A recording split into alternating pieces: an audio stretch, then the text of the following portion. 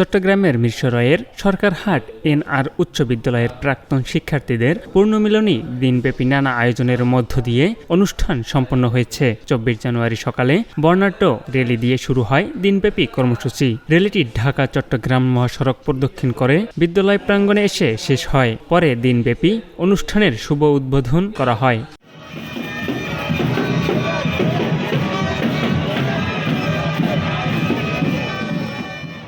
পবিত্র কোরআন তেলাওয়াত ও জাতীয় সঙ্গীতের মধ্য দিয়ে পূর্ণমিলনীয় উৎসবের দ্বিতীয় অধিবেশন শুরু হয়। অনুষ্ঠান উদযাপন পরিষদের আহ্বায়ক প্রিয়তোষ নাথের সভাপতিত্বে প্রধান অতিথির বক্তব্য রাখেন ইস্ট ডেল্টা বিশ্ববিদ্যালয়ের প্রফেসরিয়াল ফেলো ও সাবেক উপাচার্য প্রফেসর মোহাম্মদ সিকান্দার খান।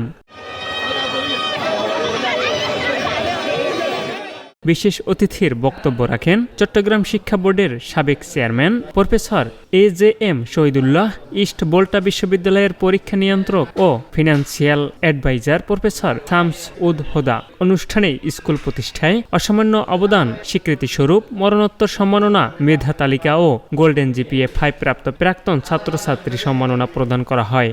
অনেক বছর পর সেই 2011 সালে পেয়েছি, আমরা সব একসাথে হয়েছি, আমাদের খুব ভালো লাগতেছে, অনেককে দেখতেছি। এখন সবাই নিয়ে যার জীবনে ব্যস্ত এই পূর্ণমিলনী অনুষ্ঠানের কারণে আমরা সব একসাথে হতে পেরে আমার খুব ভালো লাগতেছে। সবাই আমাদের জন্য দোয়া করবেন, আমি আপনাদের জন্য শুভকামনা জানাচ্ছি।